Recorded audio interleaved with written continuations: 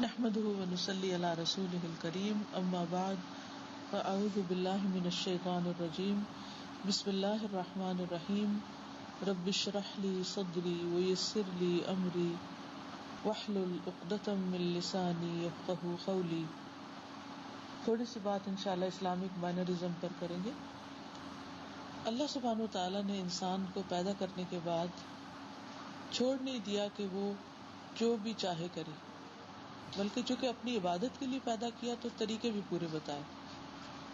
ہم سب جانتے ہیں کہ ہم روح اور جسم کا مجموعہ ہے، اور جب جسم سے روح نکل جاتی ہے تو جسم کیا رہ جاتا ہے؟ گوشت کا لوتھڑا جو جلدی خراب ہو جاتا ہے.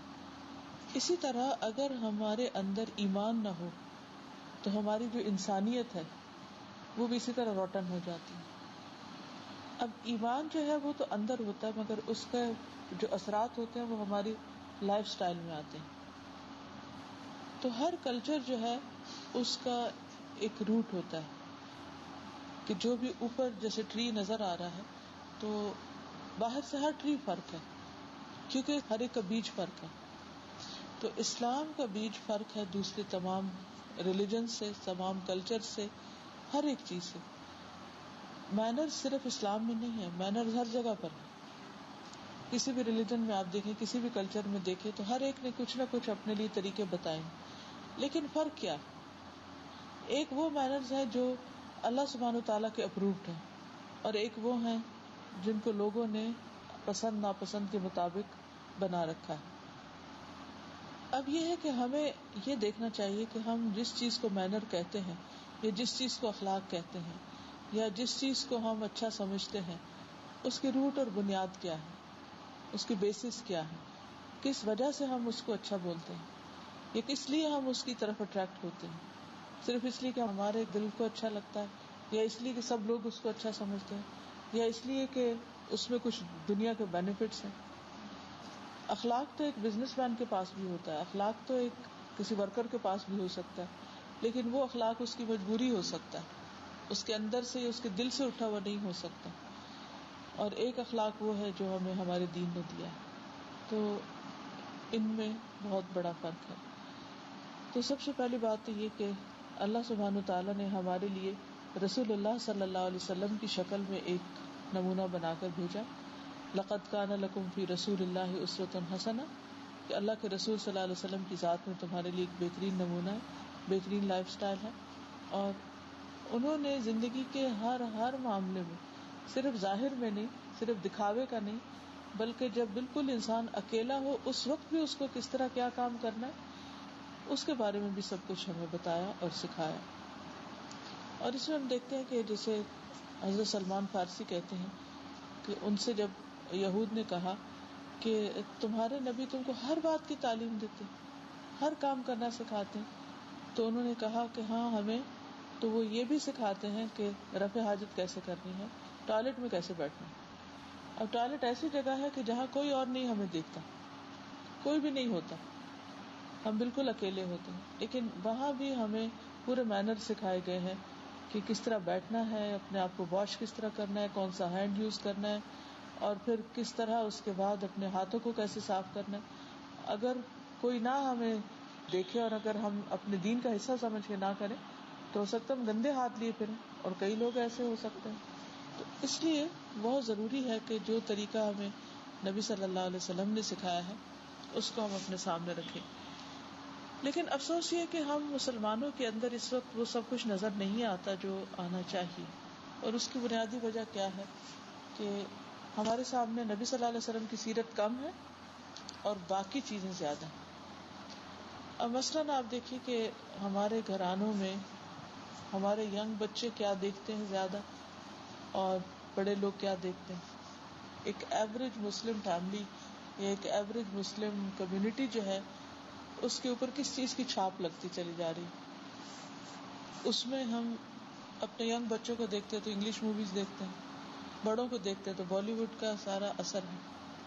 اب ان کے مینرز، بات کرنے کا سٹائل، کھڑے ہونے کا، معاملہ کرنے کا، وہ سارا اسی سے ہی انکانشیسلی لیتے چلے جا رہے ہیں، ان کے ایکشنز اور باقی سب چیزیں. اسی طرح جو ینگ بچے ہیں، جو کچھ وہ دیکھتے ہیں اس کے مطابق ان کے سارے ایکشن بنتے چلے جا رہے ہیں، تو بیچ میں جو اصل راہ تھی اسلام کی راہ وہ چھوٹتی جا رہی ہے. تو اس کو ریوائیو کرنا بہت ضروری ہے، اور اس کے لیے چھوٹی چھوٹی چیزیں سامنے لانا ضروری. مثلاً ابھی ہم نے ایک سیریز شروع کی ہے کہ ہر طرح کے جو آداب ہیں مینرز ہیں، اس میں چھوٹی چھوٹی ایک بک بنا دی جائے. تو ریسنٹلی ہم نے ابھی ایک بک چھاپی ہے سونے اور جاگنے کے آداب. لٹرلی جب ریسرچ کرنی شروع کی تو مجھے خود زندگی میں پہلی دفعہ بہت سی باتوں کا پتہ چلا کہ جو بچپن سے آج تک پتہ نہیں چلا تھا. تو اس میں سوچنے لگی کہ کتنا ضروری ہے کہ انسان ان ساری چیزوں کو ایکسپلور بھی کرے اور پھر ان کو پریکٹس کرنے کی کوشش کرے. اب وہ ہر روز رات کو کتاب میرے سرہانے ہوتی ہے اور میں ڈیلی اس کو پڑھتی ہوں، ڈیلی اپنے آپ کو چیک کرتی ہوں کہ یہ دعا پڑھ لی، یہ کر لیا، یہ کر لیا. تو یہ میں سوچتی ہوں کہ اگر بچپن سے یہ ساری چیزیں سامنے ہوتی اور سیکھ سکھا دی جاتی تو وہ لائف کا ایک حصہ بن جاتی. اسی طرح سفر کے آداب ہیں تو اس پر بھی پوری بکلیٹ چھاپی اور کنوینئنس کے لیے چھوٹے کارڈ بھی اس طرح کے سفر کی دعاؤں کی چھاپ دی. تو جب میں جہاز میں بیٹھی میں ایک ایک چیز کو چیک کر رہی تھی کہ اچھا سب کچھ ہو گیا، کچھ رہ تو نہیں گیا. لیکن یہ تو بچپن میں اگر سیکھ کر زبانی یاد کر لیتے تو پھر تو عادت ہی ہوتی، کرنا نہیں پڑتا. لیکن اب ہر چیز کے اوپر ڈپینڈنٹ ہو گئے، کتابوں کے، کارڈز کے اور ان چیزوں کے. یہ سب چیزیں جب ملتی ہیں تو ہماری زندگی ایک عبادت بن جاتی. عبادت صرف نماز روزے کا نام نہیں، عبادت ہر چیز میں نبی صلی اللہ علیہ وسلم کے طریقے کو فالو کرنے کا نام ہے. عبداللہ بن مسعود کہتے ہیں کہ رسول اللہ صلی اللہ علیہ وسلم نے فرمایا کہ جو چیز تمہیں جنت کے قریب کرتی ہے نبی صلی اللہ علیہ وسلم نے ان سب چیزوں کو تم کو بتا دیا، اور جو چیزیں تمہیں جہنم سے قریب کرتے ہیں ان کے بارے میں بھی سب کچھ تمہیں بتا دیا گیا.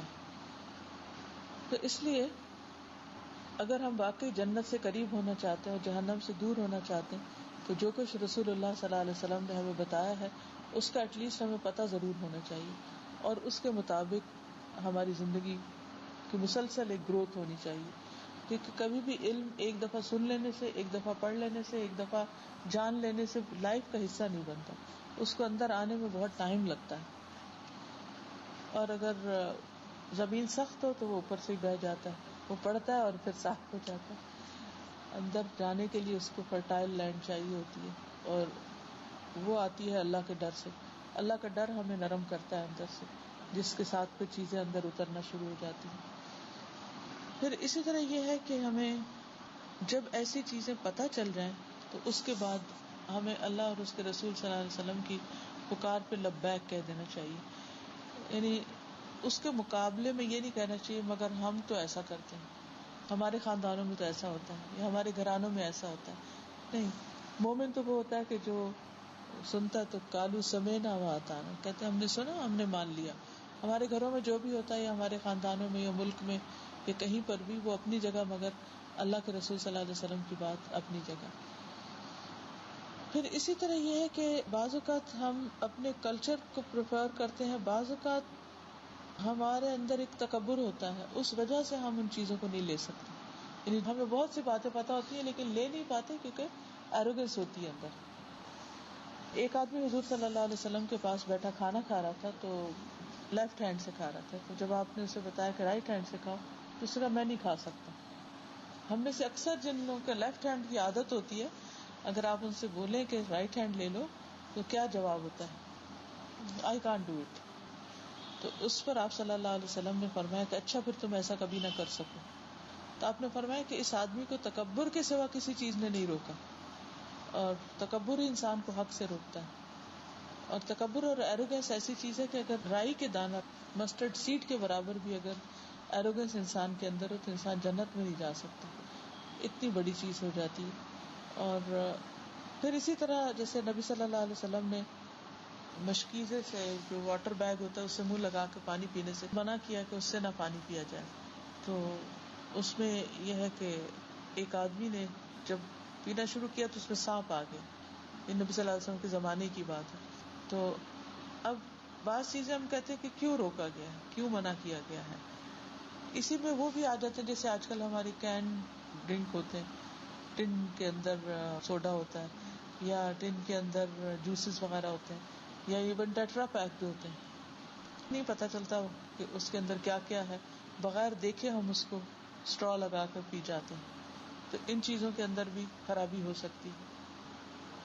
پھر اسی طرح لباس کے اندر بھی اب ہمیں اسلام میں کوئی ایک پرٹیکولر لباس نہیں دیا گیا کہ قمیض شلوار پہنو یا ضرور تہبند باندھو. یا جہاں بھی انسان ہو اس کلچر یا اس علاقے کے آب و ہوا اور ضروریات کے مطابق انسان لباس پہن سکتا ہے. لیکن جو بیسک کانسیپٹ ہے وہ حیا کا ہے، یعنی حیا نہ چھوڑے انسان. پھر اسی طرح یہ کہ حیا کے علاوہ کوئی ایسا ڈریس نہ ہو کہ جس سے پھر ایروگینس ٹپکتی. تو بیسیکلی جتنے بھی سارے آداب ہیں ان میں ایروگینس کو مائنس کیا گیا. پھر اسی طرح یہ ہے کہ راستہ چلنے کے بھی آداب ہمیں بتائے گئے ہیں، اور چلتے ہوئے سلام کرنا.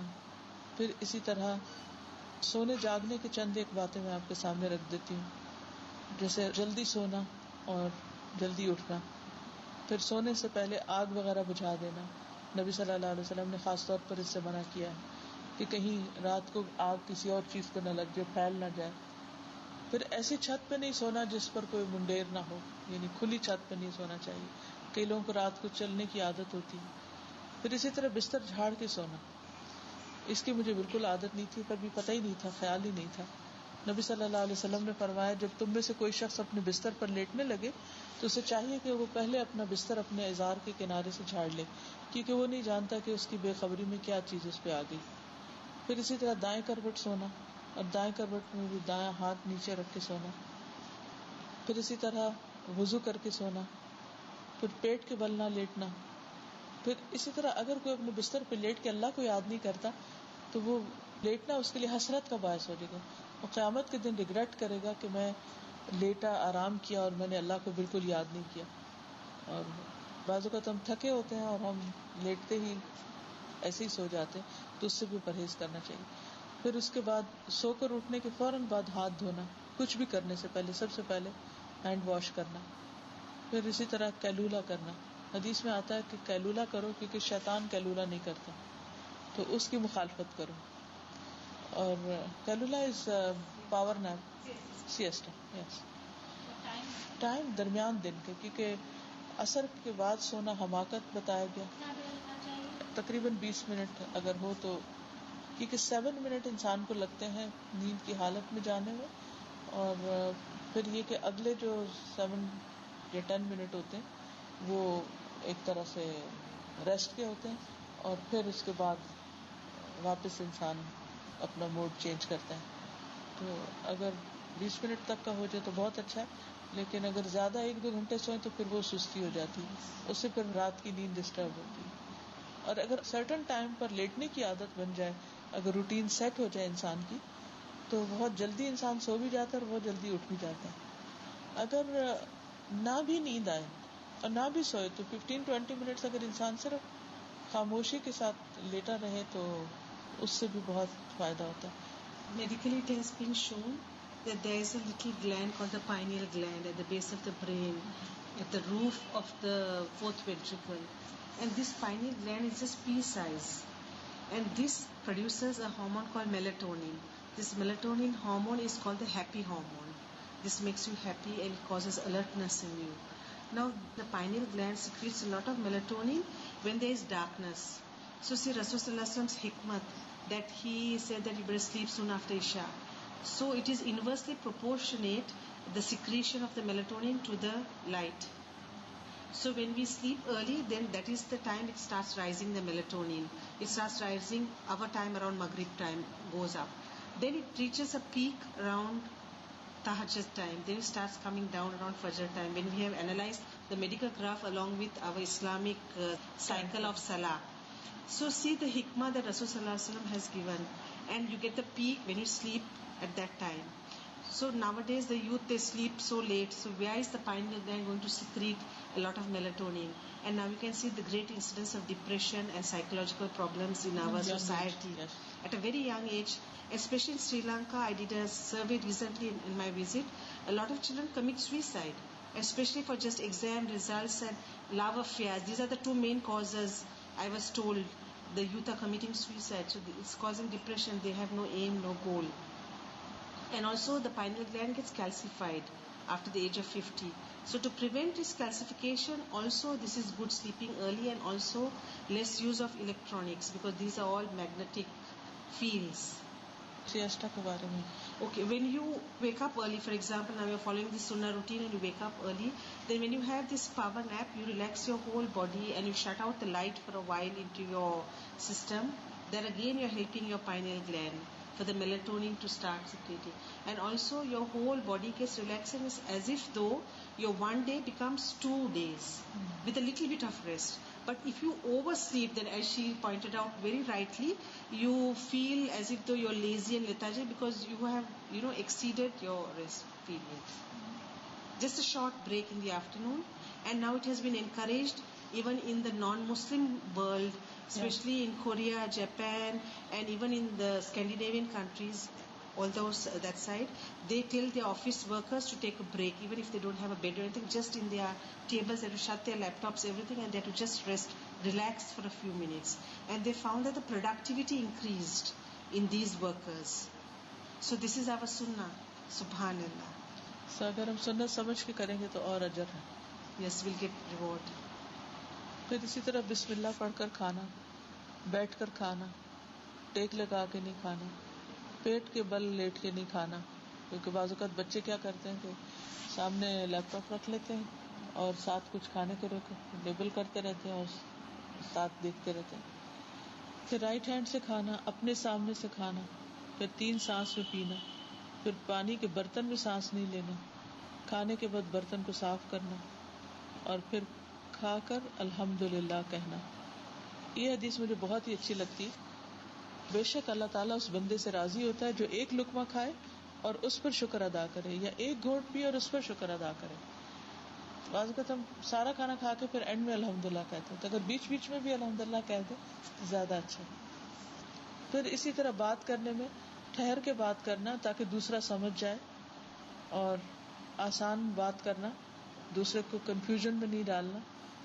پھر اسی طرح لایانی باتیں نہیں کرنا, پھر بہت تیز گفتگو نہیں کرنا, پھر بحث سے اجتناب کرنا, پھر مذاق میں بھی حق بات کہنا. پھر چلنے میں چال درمیانہ ہو, زمین پر پاؤں گاڑ کے چلے جائیں نہ کہ گھسیٹ کر. پھر اسی طرح لیزی چال سے نہیں چلنا, اور چلتے ہوئے ادھر ادھر نہیں دیکھنا کیونکہ ٹکر لگنے کا اندیشہ آتا. پھر جب کسی سے ملے تو پہلے سلام کرے, بات کرنے سے پہلے السلام علیکم. پھر سلام میں پہل کی کوشش کرنا, سلام میں بخل نہیں کرنا. پھر اسی طرح سفر کے بعد آئے تو مصافحہ کرنے کے علاوہ معانقہ بھی کرنا.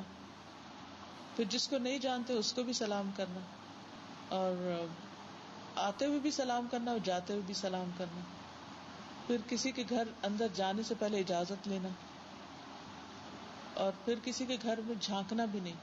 یعنی یہ بہت بڑے مینرز میں سے ہے کہ اگر کسی کے گھر گئے تو تجسس نہیں کرنا چاہیے, اچھا یہاں کیا رکھا ہے, اس میں کیا ہے, الماری کھول کے کسی کی دیکھنا, یا کسی کے بیڈ روم میں بلا وجہ گھس جانا, فریج کھول کے دیکھنا یا کچھ. تو بعض اوقات ہم سوچتے کہ ہم بے تکلف ہیں, کوئی بات نہیں, تو ان چیزوں سے پرہیز کرنا چاہیے, اس سے بھی تعلقات خراب ہوتے ہیں.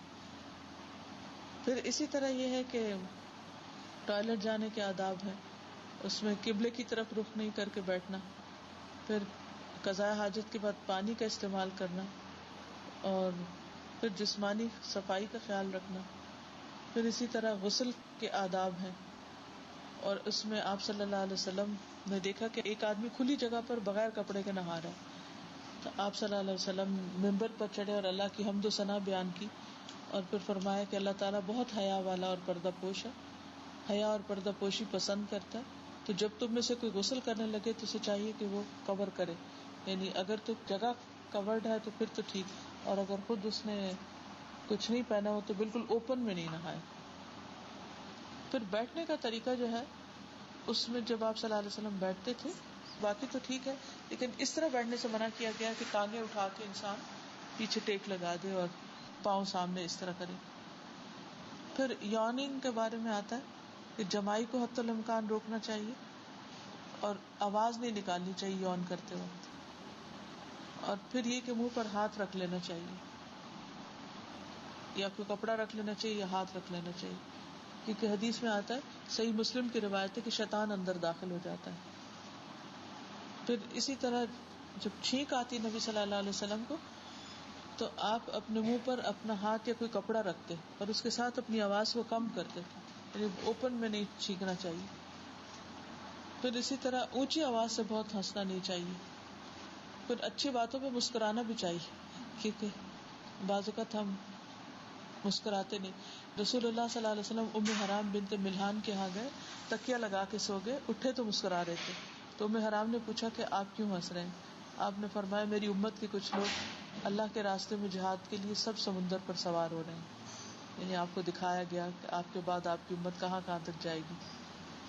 پھر اسی طرح نبی صلی اللہ علیہ وسلم جب کوئی انہیں تکلیف دیتا تھا اس وقت بھی مسکرا پڑتے تھے. which is very hard. It's very hard to do good to a person, especially a relative who is doing wrong to you. So how do you do that? Sila Rahmi. کوئی بھی چیز جب ہم اللہ کے لیے کریں گے تو آسان ہو جائے گی کہ اس کا ریوارڈ بڑا ہے. تین لیول ہوتے ہیں لوگوں کے. کچھ لوگ ہم سے اوپر ہوتے ہیں، علم میں یا مال میں یا عمر میں بڑے ہوتے ہیں. کچھ لوگ ہمارے جتنے برابر کے ہوتے ہیں، کچھ لوگ نیچے ہوتے ہیں، لو ہوتے ہیں. عام طور پر ہم جو ہم سے بڑے ہوتے ہیں ان سے بھی اچھے اخلاق کر لیتے ہیں. جو برابر کے ہوتے ہیں ان کے ساتھ ٹھیک ہی ہوتا ہے، لیکن ان کے ساتھ ٹھیک نہیں ہوتے جو ہم سے نیچے ہوتے ہیں، جیسے سروینٹس ہیں یا اور ہم سے علم میں یا مال میں یا کسی بھی اسٹیٹس میں کمی ہے. So saying parents also we take them for granted. G. So it's very difficult to maintain good manners with them. You're right, لیکن other than our relative when we talk other people to some extent we are good. Yeah. It's not always that. غیروں کے ساتھ تو ہم کچھ بھی کر کے ایک لیول تک اپنے آپ کو روک لیتے. اپنوں کے ساتھ تو بہت مشکل ہے. چیز اپنے واپس آ جائیں گے. جی، اس میں آپ دیکھیے کہ جو چیز انسان کو اپنوں کے ساتھ اچھا کرنے میں فائدہ دیتی ہے اس میں نمبر 1 یہ ہے کہ نبی صلی اللہ علیہ وسلم فرمایا کہ جو شخص یہ چاہتا ہو کہ اس کی عمر میں اضافہ ہو اور اس کے مال میں زیادتی ہو اور رشتے داروں کے ساتھ اچھا کرے. اور وہ دو چیز انسان کی سب سے بڑی ویکنیس ہے. ہر کوئی جینا چاہتا ہے اور ہر کسی کو مال چاہیے. تو اگر کسی کو یہ ہوگا تو کچھ تو کرے گا. اگر اس کو یہ ہو کہ میری زندگی جا رہی ہے یا مجھے نقصان ہو سکتا ہے. بعض اوقات آپ جی رہے ہوتے ہیں مگر جینے والوں میں سے نہیں ہوتے، آپ کو ایسی تکلیفیں آ جاتی ہیں. بعض اوقات مال ہوتا ہے لیکن آپ استعمال نہیں کر سکتے، وہ آپ کے ہاتھ میں نہیں ہوتا، آپ پر نہیں لگتا یا آپ لگا نہیں سکتے، تو اس سے فائدہ نہیں اٹھاتے آپ. سب کچھ ہوتے ہوئے بھی کچھ نہیں ہوتا. That example about Abu Bakr Siddiq and his cousin after the Waqia of Ifk, how Rasulullah advised Abu Bakr Siddiq that you continue and it will be like as if hot ashes you're putting in his mouth. Yes. سب کچھ بولے. Who was the most accepting? You know, like, okay, I know the timings of law and I've read مظلوم the oppressed. Anybody else that we say that the law is the most accepting? ہاں، جو صلہ رحمی کرتا ہے، mother کے ساتھ اچھا ہوتا ہے، پیرنٹس کے ساتھ اچھا ہے، نیکی کرنا. یا those who are good to parents. جیسے وہ حضرت اویس کے بارے میں آتا ہے نا، حضرت عمر کو حضور صلی اللہ علیہ وسلم نے کہا تھا کہ جب وہ آئیں تو ان سے اپنے لیے دعا کروانا. اویس کرنی جو تھے، اویس کرنی وہ تھے جو حضور صلی اللہ علیہ وسلم سے ملنے کو نہیں آ پائے تھے کیونکہ ان کی والدہ بوڑھی تھی اور ان کی خدمت کرنے والا کوئی اور نہیں تھا. تو آپ سوچئے کہ اگر ہمیں پتہ چلے کہ کہیں حضور صلی اللہ علیہ وسلم ہے تو ہماری کتنی بڑی وش ہوگی کہ ہم جا کے دیکھیں اور کوئی رکاوٹ نہیں ہو سوائے اس کے کہ ماں بوڑھی ہے. تو انہوں نے ایک اتنا بڑا سیکریفائس کیا کہ اپنی امی کو دیکھنے کی وجہ سے وہاں نہیں گئے تو وہ صحابی نہیں بن سکے نا. پھر یہ ہوتا تھا کہ جب حضرت عمر کے زمانے میں مختلف لوگ جہاد پہ جاتے تھے تو مدینہ پہلے فوجیں آتی تھی تو حضرت عمر ان کو رخصت کرتے تھے. تو یمن سے جب لوگ جہاد کرنے کے لیے آئے تو ان میں اویس کرنے تھے. تو وہ جب وہاں پر پہنچے تو آپ صلی اللہ علیہ وسلم نے جو کہ حضرت عمر کو پہلے سے بتایا تھا کہ تمہارے پاس ایسے لوگ آئیں گے جن میں یہ بھی ہوں گے، تو اس پر پھر انہوں نے پوچھا تھا کہ کون ہے وہ، تو ڈھونڈ لیا تھا. وہ بتانا نہیں چاہتے تھے اپنا کسی کو. بالکل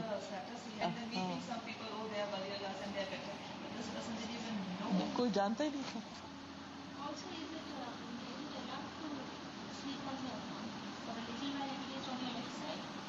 ساری رات ایک طرف تو نہیں سونا ہوتا. ہاں جی نہیں سائڈ تو چینج کر سکتے ہیں. when you start you should start with right and then side بدلیں گے. سبحانک اللہم و بحمدک اشہد ان لا الہ الا انت استغفرک و اتوب الیک. السلام علیکم و رحمۃ اللہ وبرکاتہ. ویڈیو کے نیچے سبسکرائب کے بٹن پہ کلک کریں، بیل کے آئیکن پہ کلک کیجیے تاکہ ہر نئی ویڈیو کی نوٹیفیکیشن آپ کو مل جائے، اور تھمز اپ کا بٹن دبا کر اس ویڈیو کو لائک کریں.